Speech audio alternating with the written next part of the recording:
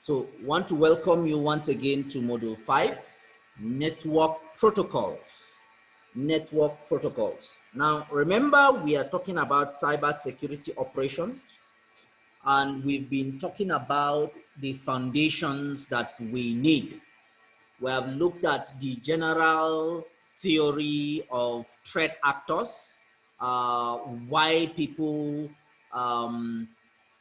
generate organizations, why those threats comes into play.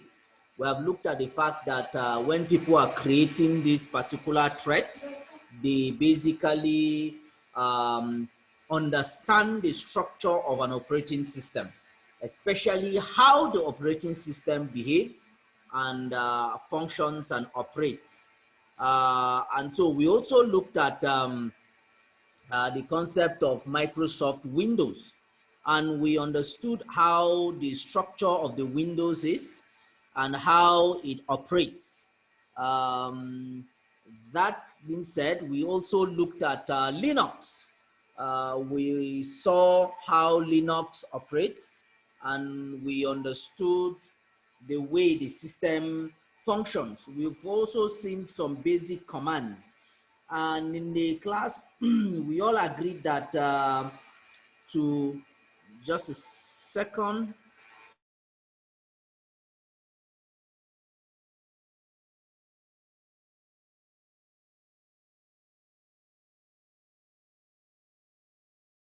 So sorry for the break in transmission. So we saw the importance of Linux and why we need it. Now today we are going to be looking at network protocols. And this is a very important topic in network security or in cyber security because you are going to be working basically on the network. And we need to understand the network communication protocols. Now, basically, we have different types and sizes of network, and they vary from simple network consisting of two computers to very large network consisting of millions of devices or locations, vast locations. We also have businesses and large organizations that use network to provide consolidation, storage, and access to information on network servers. Network provides email, instant message, and collaboration amongst employees, okay? Many organizations use their networks connections to internet to provide product and services to customers, right? So peer-to-peer network in small business and homes, many computers function as both servers and clients on a network. So we're going to understand what servers are, what clients are, excuse me. All right. Now, when you have a device, maybe a PC, and you have another device, maybe another PC, all right, and this PC or this device is serving you in a particular way, but you want to extend this service to this particular device. So you link the two of them. The moment you link the two of them, you have formed a network. And this is like a peer-to-peer network. And in a peer-to-peer network, this can be a server and this can be a client. And it can be the other way. This can be the server and this can be the client. Now, what is a server? What is a client? A server is a computer or a machine that provides services to clients, okay? Now, a client is a machine that requests for services from a server, all right? So if this is a server, it then provides services to clients and vice versa. So the server and the client need each other. Now, this particular server is providing services, okay? That is why it's called server. It's providing services, all right? That's what a server provides. Now, these services are managed by protocols. That's where we'll be talking about network protocols, all right? Now, we have seen a peer-to-peer. A small home network is where you have a few computers connected. This is like within a home. You have computers connected within a particular home, all right? So you have multiple computers connected within a home. When you have medium or large computers, you are a large network, you have like within a building, okay? You have within a building or within multiple buildings, you have a large network that is set up. Then you have a wider area network when you have multiple lands, local area networks across vast geographical area, okay, across a very vast geographical area, and they are connected to each other. That is a wider area network. So this word wide is like the geographical area that describes the type of network, all right? And this one we say medium to large. It also describes the geographical area, all right? Sometimes we call them metropolitan area network. So it covers like a metropolis or a city, okay? So client-server communication, like we talked about, servers are simply computers with specialized softwares that enable servers to provide information to other end devices, that is to other clients. So a server can be a single purpose providing only one service, such as maybe web pages. So when you have a server that is providing web pages, it's called a web server, all right? So that web server can have like Apache installed in it to provide web pages to clients, all right? It can be multi-purpose, providing a variety of services such as web services, emails, file transfers, and things like that. So the server can be just one purpose server. That means it's providing just services to maybe just one kind of service, or it can provide multiple types of services. Client computers have software installed that enables them request and display the information obtained from a server. So a single computer can run multiple types of clients, okay? So how do they communicate? This is like a server. This is another server. This is another server, all right? And then this is a client, a file client that requests for services from a file server. You have a web client that requests for services from a web server. You have an email client that requests for services from an email server. So they have to request for these particular services. So a typical network user normally uses some type of computing device to establish many communications with network servers. So those servers could be located in some room or around the world.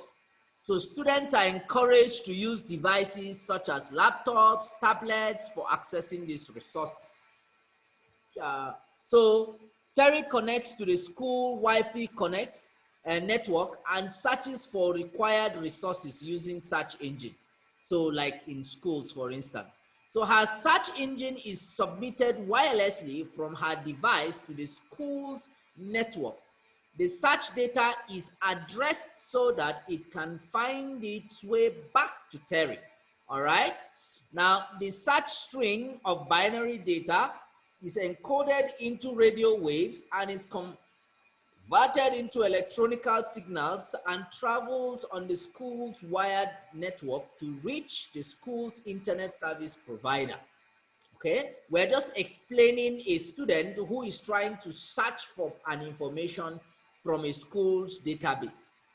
The combination of the technologies carries search to the search engine website, where the request is processed by the search engine server.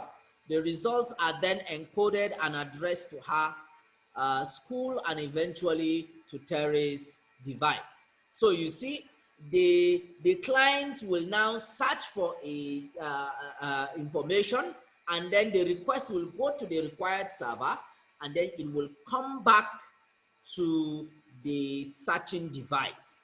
Now, Michelle uses a gaming console to play game against other players. So her network connects to an ISP using a router and a cable modem that allows her home network to connect to a TV network belonging to Michelle's ISP. So the cable wires for Michelle's neighborhood all connects to a central point on a telephone pole, and then connects to a fiber optic network that connects many neighborhoods served by Michelle's ISP. So when Michelle connects her gaming console to a company that hosts a popular online game, her action in her game becomes that is sent to the game network. Information that identifies Michelle, the game she is playing, the Michelle's network location, and added to the game data.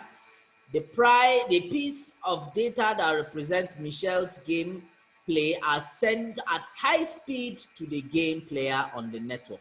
The results are returned to Michelle in the form of graphics and sound. So you see, all this that is happening over the network. We have another situation where you have in a hospital, Dr. Ismail frequently needs to consult with other specialists on patient cases. So his hospital has taken subscription to a special service called Cloud that allows medical data, including patient's X-ray, to be stored at a central location that is accessible over the internet. So when a patient has an X-ray taken, the image is digitized as data. The hospital uses a network service and encrypts the image data and patient information. This encrypted data cannot be intercepted and read as it travels across the internet to the cloud service provider's data center. The data is addressed so that it can be routed to the cloud provider data center to reach the correct service that provides storage and retrieval of high resolution digital images. So all of this interception in the digital is digital and takes place using network services that are provided by the medical cloud service. So tracing the path. Cybersecurity analysts need to have a deep understanding on how network operates. So they must be able to determine the origin of a traffic and its destination. Traffic from a computer to an internet server can take many paths. So it is one of the tools that we need to know. We need to understand how this data source to destination. And as it gets to destination, what are the other paths or hops that the data possibly took in order to get to where its intending destination is? So that is also an important aspect that we need to know. For instance, let me share my command prompt. Let me share my command prompt and show you, for instance, an example of what I'm talking about. So if, for instance, I say, I'm coming. If I say ping google.com, I'm running a test end-to-end between my system and Google, all right? And it's telling me that my system sent a packet to Google server. This is the IP address that is sent to, and it came to this IP address, and there was a reply from this IP address back to my system. So the packet went from my system to this server and back. But how many other routers or devices did this packet have to travel through? I can try and say trace search google.com. Now it will tell me stage by stage that this packet left my system. This is the IP address of my system. So this packet left my system, which is 192.168.102.131.194.1, which is the gateway, left my system and went to my gateway. From my gateway, then it went through the ISP's gateway that I have. From this ISP gateway, it went through another router. This one is from the end of the ISP again. From that, it went through another router within the network of that ISP. From then, it went through another network, another router. So you see, it's giving me stage by stage. How did this packet and came back? And that is what it's giving me. It's giving me, I'm tracing the path. I'm tracing the path that this particular packet took. And so that is what it's telling me. It took how many stages? 1, 2, 3, 4, 5, 6, 7, 8, and it's still moving. This is the 9th one. All right, this is the 9th one. It went through this, and then it went through the 10th one. All right, let's see. It went through the 10th one. This is it. And then from here, it went through the 11th one. So you see, this is the hops. All right, this is the 11th hop. And then it went through the 12th hop. Okay, went through the 12th hop. And then it went to the 13th hop. Wow. So it means that it went through 13 hops to get to this address, which is that of Google. Okay. So, but here you see, how long did it take it? It took it 135 milliseconds to get to that destination and back. All right. So the point we are making here is that as network administrator, this is just, how would I put it? An instance where you have to trace a particular path in order to know where the traffic is flowing through. So this is how it looks. So you see, maybe these are connected to each other from here. Okay, from here, internet users. From here, you can connect to this, connect to this, connect to this, connect. So this particular user is connected to how many ISPs? 1, 2, 3, 4. Those ISPs are connected to, like this guy. This is connected to a different ISP. It's connected to this, and it's connected to this. This guy is connected to who? It's connected to this, connected to this, connected to this. That is how the networks are formed. And then this guy is connected to this. So they are all interconnected with each other.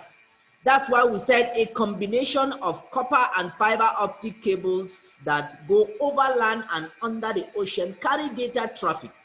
These connections connect telecommunications facilities and ISPs distributed throughout the world. So the global tier 1 and tier 2 ISPs connect portions of the internet together, usually through an internet exchange point. We call them an IXP, internet exchange points. All right. So the larger network connects tier 2 networks through a point of presence, or we call them the POP, like what we have here. All right. What we have here, this is a point of presence. All right. So the larger network connects to tier 2 networks through a point of presence, which is usually a location in a building where physical connections to the ISPs are made. So the tier 3 ISPs connects to homes and businesses and stuff like that. All right. So that is that. Now, how about communications protocol. A protocol is simply having connections between end-to-end devices. So a protocol is a rule, okay? It's a rule that governs communication over the network. All right, you have communications over the network, and devices need to communicate. Then you need to set these rules that governs this. So communication is governed by rules called protocols. These protocols are specific to the type of communication method.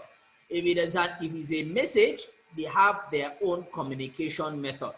All right, the message encoded, the information pattern, the delivery options, the timing of the message size, all of them, they fall with the rules that governs that kind of protocols.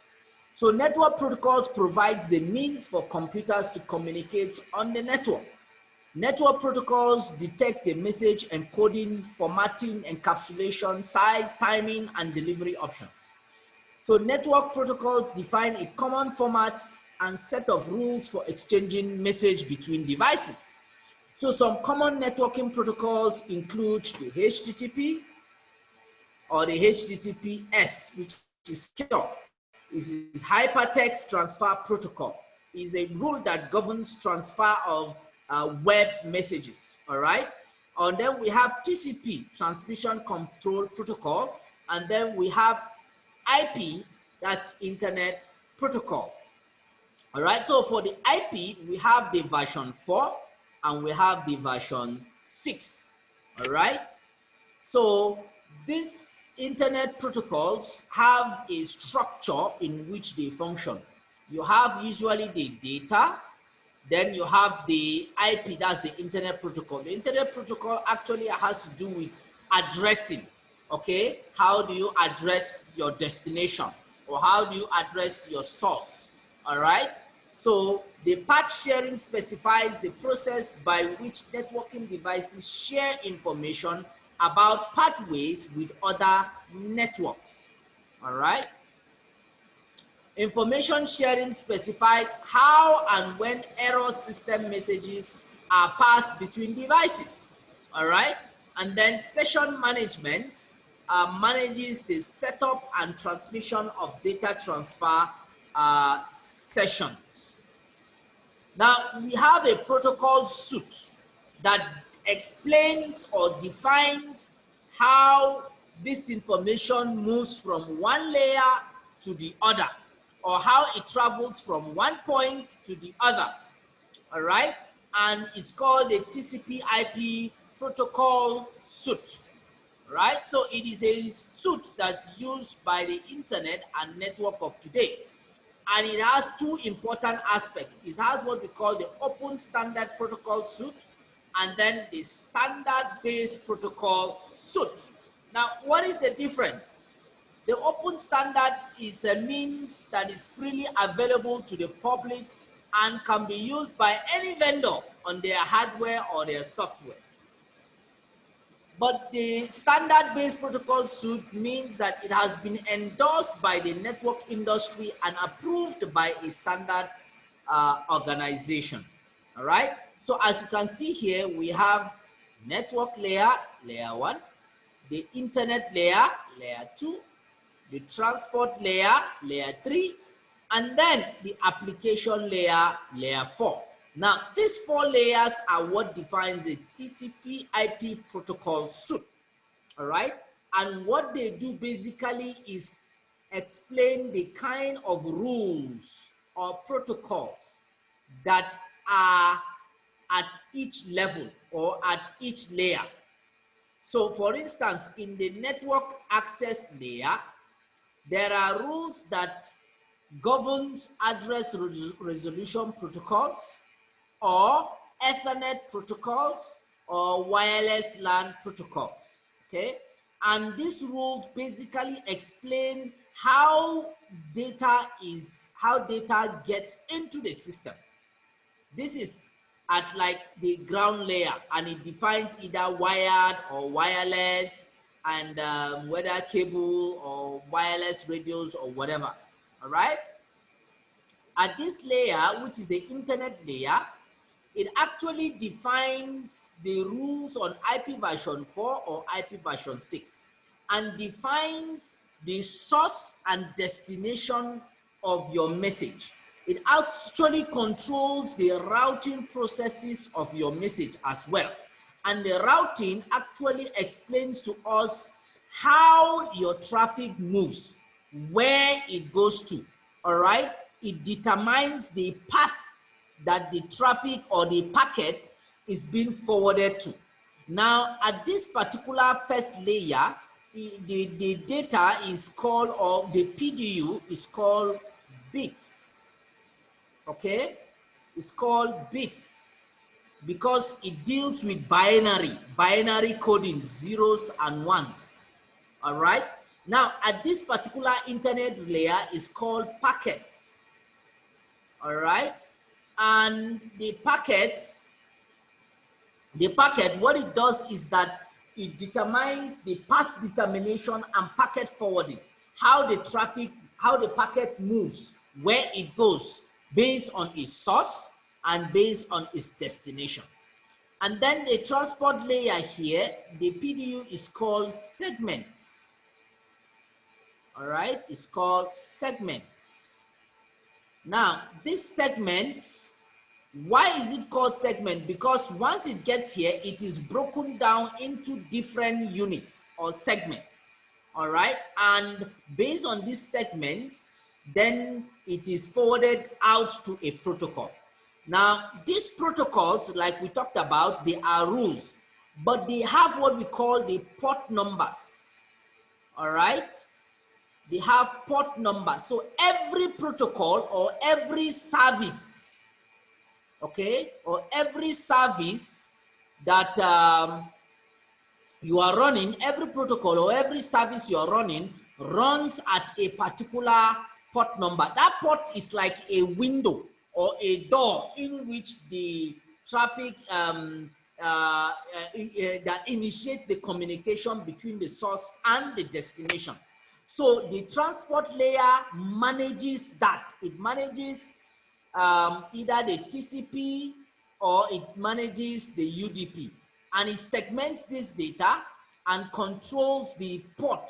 All right. Now, for network security, or how do we call it now? Since we're talking about cyber security, this is the area that any network administrator or security aspect will have to learn perfectly.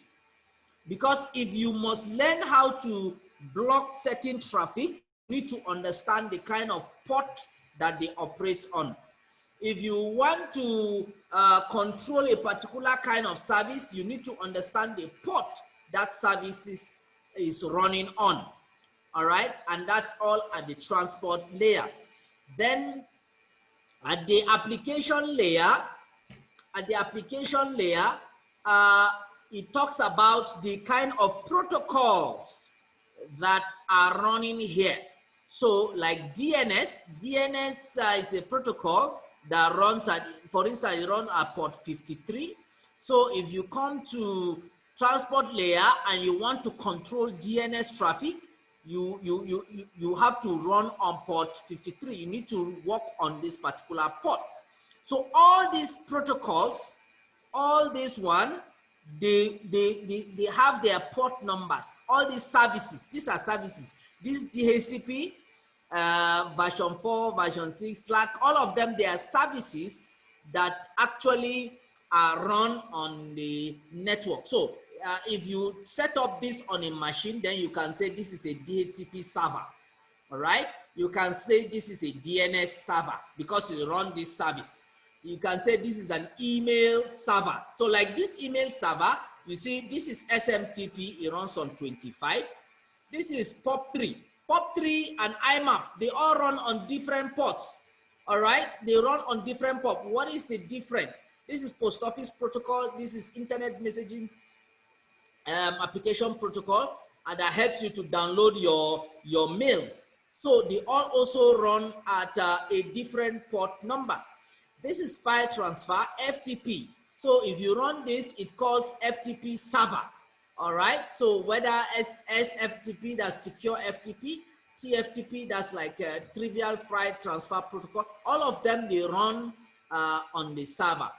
Then we have web-based services like web server. So this is HTTP, the one that we know, like what run on port 80. HTTPS also run on a different port, which is let's say 443.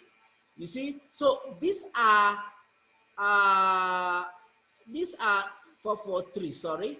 These are services that runs on ports, all right? So the network protocol suite helps us to understand how these services run on each of these layers. So we have talked on each of them. This is for the email, SMTP, Simple Mail Transfer Protocol. POP, that's Post Office Protocol, enables clients to receive mails from mail server and downloads them. IMAP also enables clients to access mail stored on mail server. FTP, there are rules that you set to transfer files from one device to the other, all right, and SFTP as well. And then you have like HTTP, rules that governs the exchange of text, graphic images over the World Wide Web. And then this HTTPS, this one helps to do this, but securely. Then how about REST? REST is just a representational state transfer. It's a web service that uses application programming interface. We call them APIs. APIs, all right, to request for web application. That's where REST is. So you can have a server that does that. All right, so the transport layer, like we said, enables the ports to run. The internet layer governs the IP version 4, IP version 6, or NAT.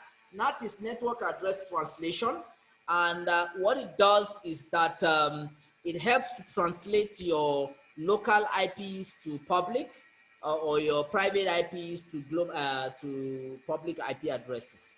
All right. So IP version 6 is a newer version of the Internet Protocol, and is 28 bits. We're going to talk about that much later.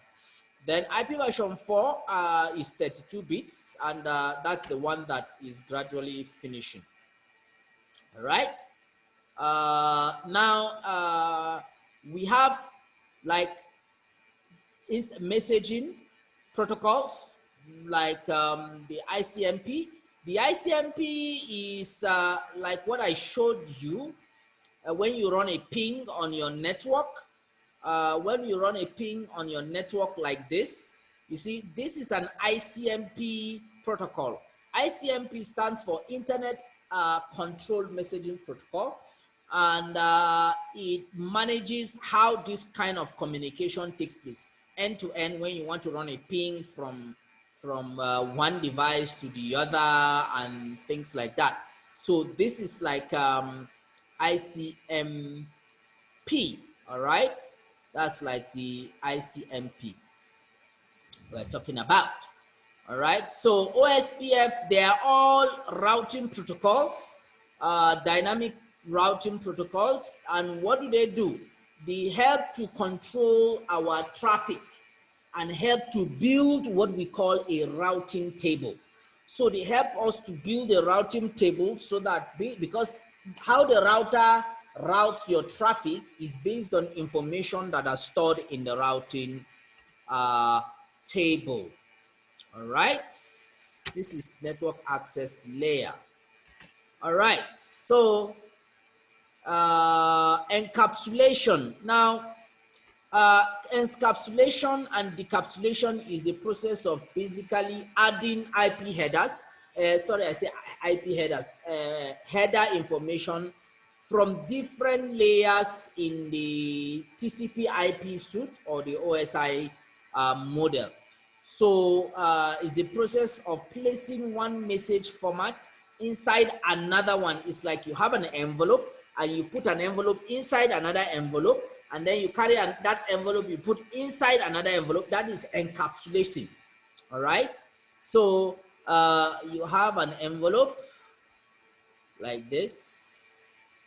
So you carry the envelope and you put it inside a bigger envelope, and that one you carry it and put it inside another envelope. So you see, you are encapsulating.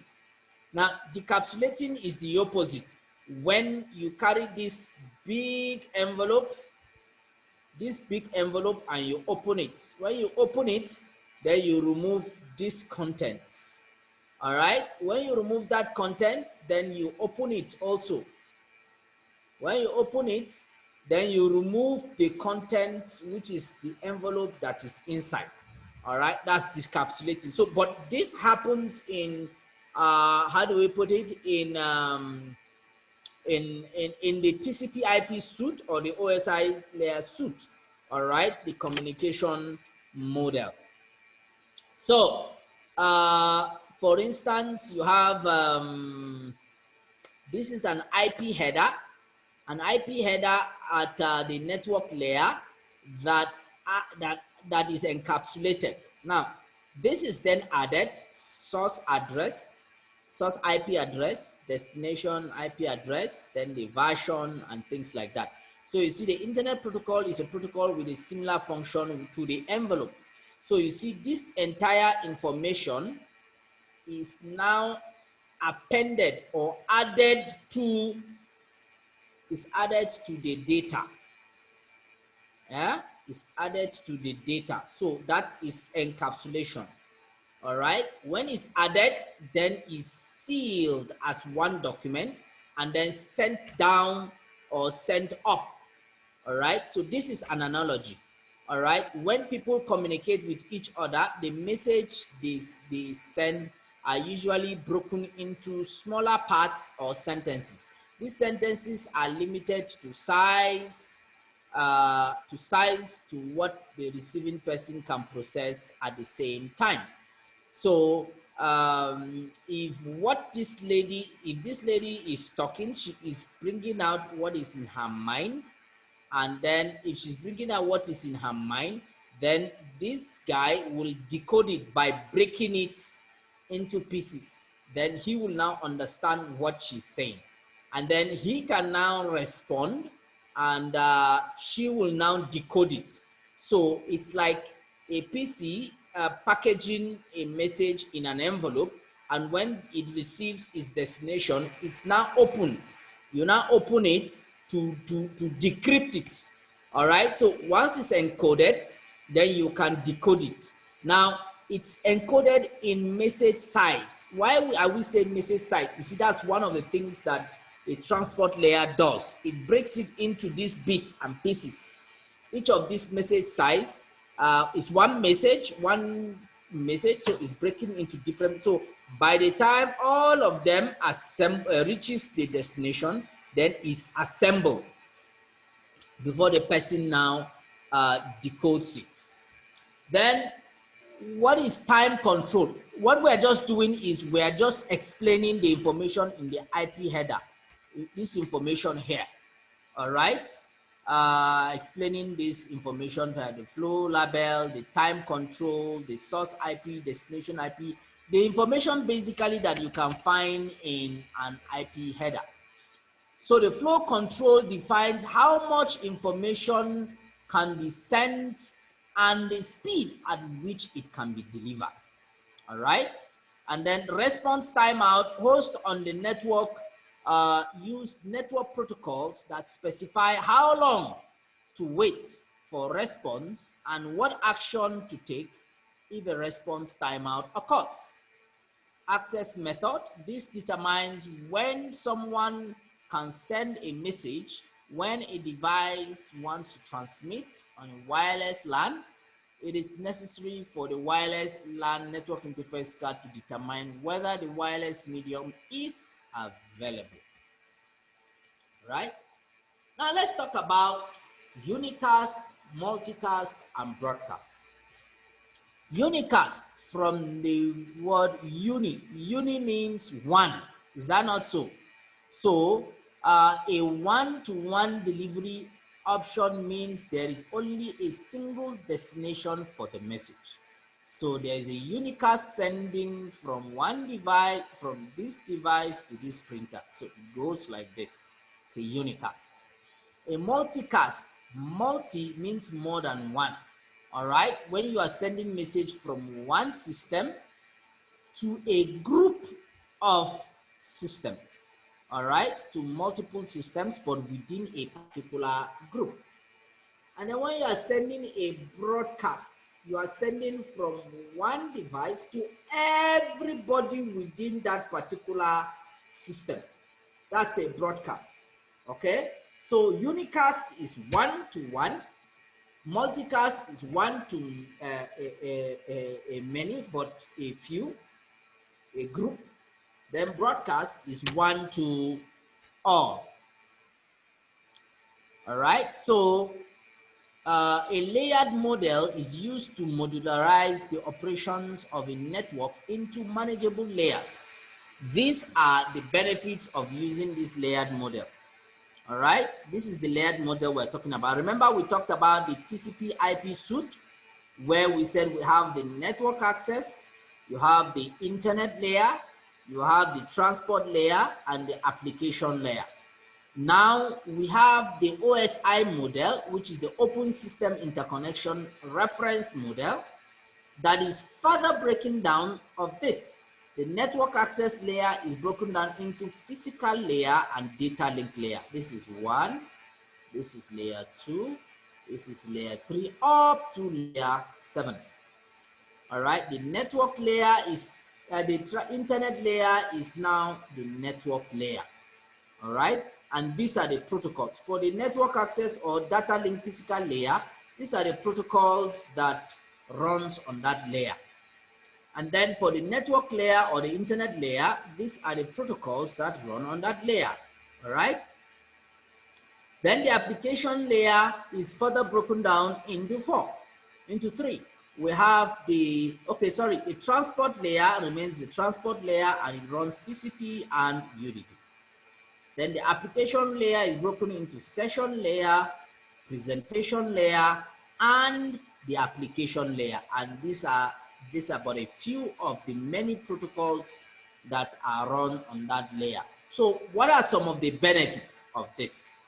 All right, assisting a protocol design, fostering competition, then preventing technology or capability changes, and providing a common language when it comes to devices. The OSI reference model provides a list of functions and services that can occur at each layer. This type of model provides consistency within all types of network protocols and services by describing what must be done at a particular layer, but not prescribing how it should be accomplished. It also describes the interaction of each layer with the layers directly above it. And then note that while the TCP IP model layers are referred only by name, but the OSI model layers are more often referred by number rather than name. What we are saying is that here, this is called layer 1, layer 2, layer 3, layer 4, layer 5, layer 6, layer 7. Whereas these guys are referred to as network access layer, internet layer, transport layer, and application layer. That's what we're talking about. All right. So you can see layer 1 is the physical layer, and what it does is that it describes the mechanical, electrical, functional, and procedural means to activate, maintain, and deactivate physical connection. Very important, physical connection for bit transmission. Remember, we say bit, zeros and one, between devices. So it describes the mechanical, electrical functions of the critical means to activate, maintain, and deactivate physical connection for a bit transmission. Data link describes methods for exchanging data frames. So here, the PDU is called what? Bits. Look at it here. Here, the PDU in data link is called what? Frame. Look at it, frame here. Then the network layer provides services to exchange the individual piece of data over the network. And the PDU is called what here? Packets. Sorry, on the handwriting. All right, it's called packet. Then at the transport layer here, it defines services to segment, transfer, and reassemble, all right, the data. So it segments it, transfer it, then reassemble the data for individual communication for devices. The session layer provides services to the presentation layer to organize a dialogue and to manage the exchange of data. So the session layer like provides the session. Sometimes you see you log into a portal and after a while it logs you out and it says your session has expired. So what it does is that it provides the channel in which the two end devices would be able to communicate with each other. All right, to communicate with each other while this exchange of information is going on. Then the presentation layer provides presentation of the data transferred between the devices. So this representation has to do with encryption and decryption of the data. It's like you are packaging the data in a particular format. All right. So, and then application layer contains protocols to use to process to process communication. All right, so this is usually the source of the data and it goes down this way. So this process is called encapsulation, where you add the application layer generates the message and sends to the presentation layer that repackages it, encrypts it, and sends it to session layer. Session layer now adds in the session number and opens the dialogue for the other side. Transport layer now receives it and then decides to segment it and breaks it into pieces. And then based on the port initiated by the application layer, it now initiates the sending of the message. Then the network layer now sees, okay, let me now send a message based on the destination address that is applied at the then the data link now exchange between the devices into frames. Then physical layer now sends it out through that medium. All right, and then when it gets to the destination, then it does what we call decapsulation from physical down up again.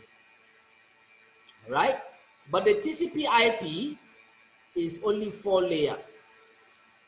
The OSI is 7 layers. The TCP IP is 4 layers. So data encapsulation.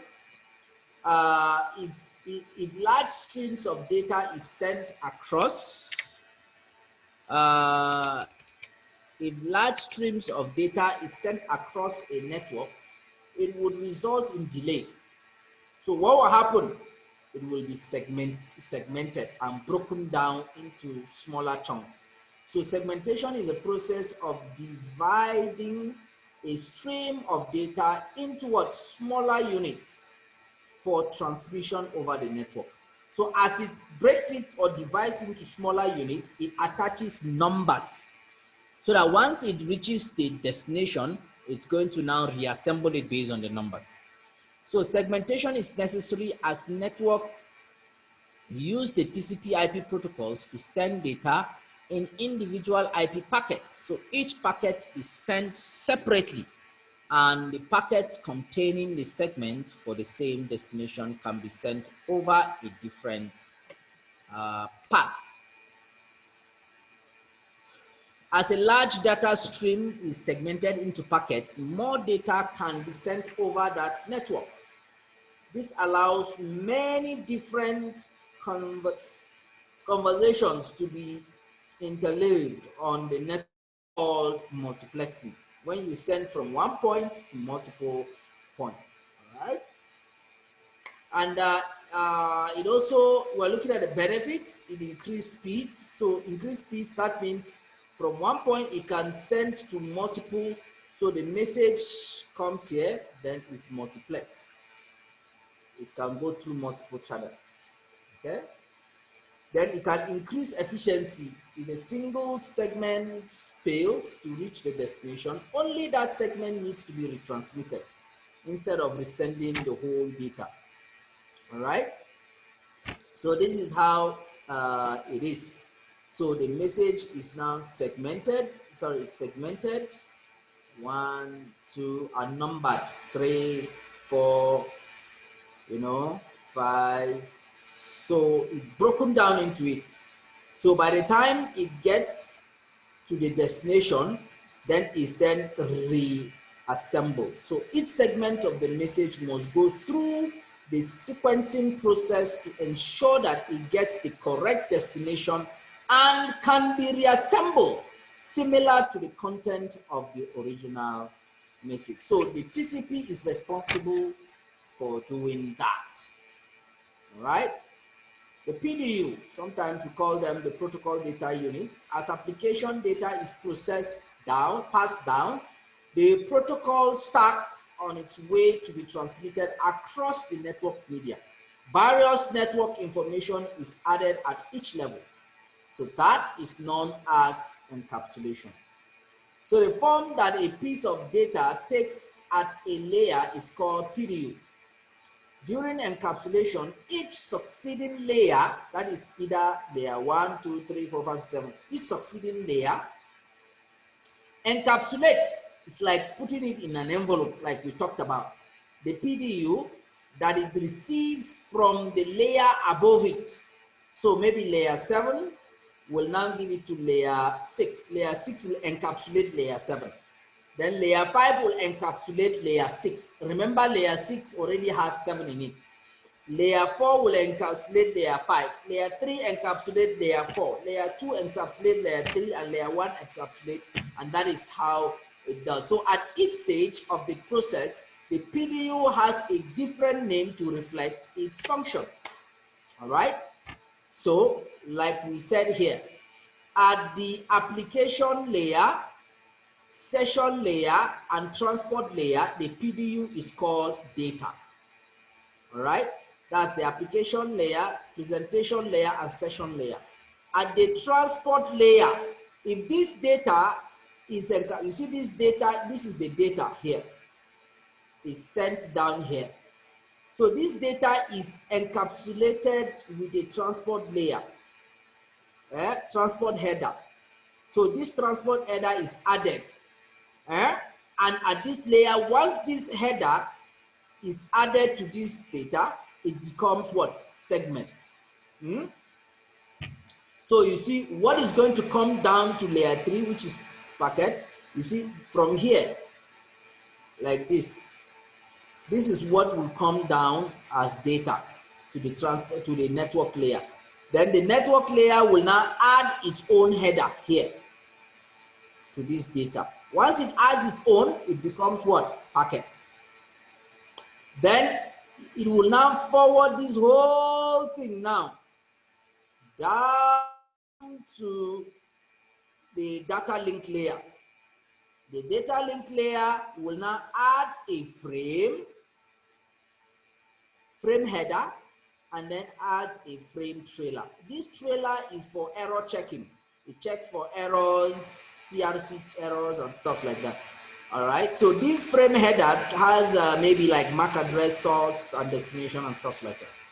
So this whole thing, this segment, once it's done, encapsulator is sent to the physical layer. That's layer 1.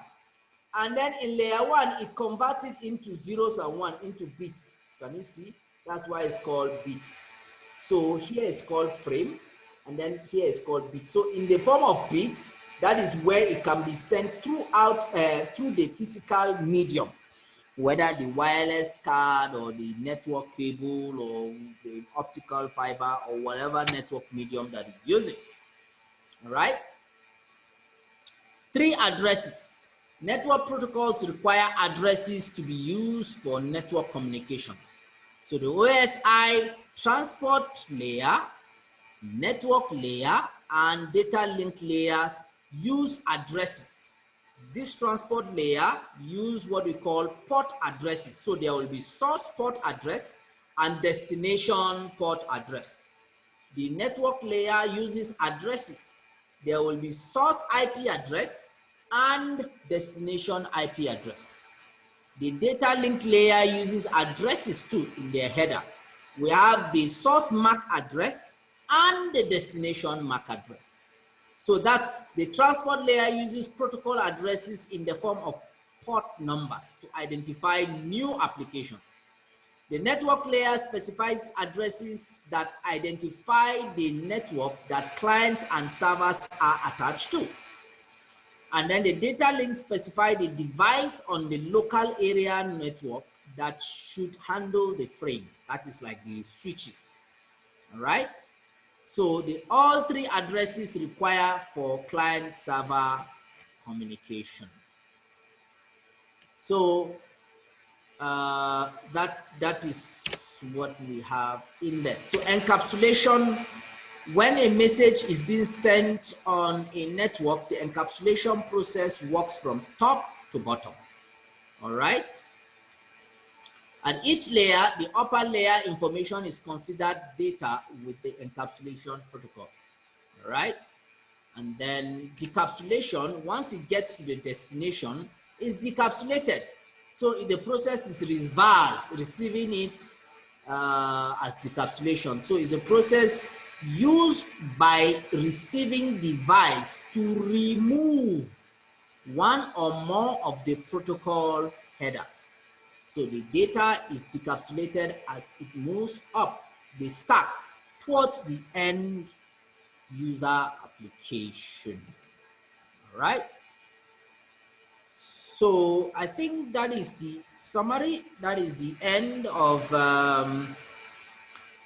the network protocols. It's all about the OSI layers, how messages are sent from source to destination, and how the clients and server communicate in order to receive this particular information.